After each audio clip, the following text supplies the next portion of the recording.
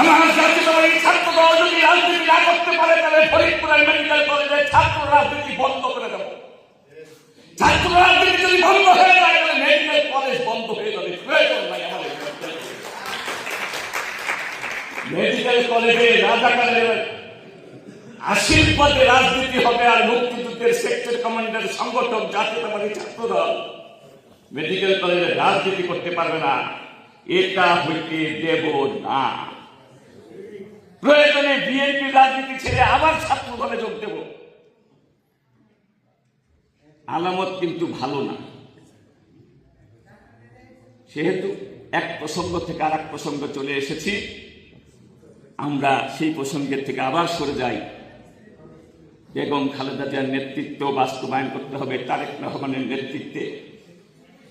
আগামী 12 ফেব্রুয়ারি যে নির্বাচন আসছে সেই নির্বাচনে আমাদের প্রার্থী রয়েছে চৌধুরী নায়েব ইবনে ইউসুফ।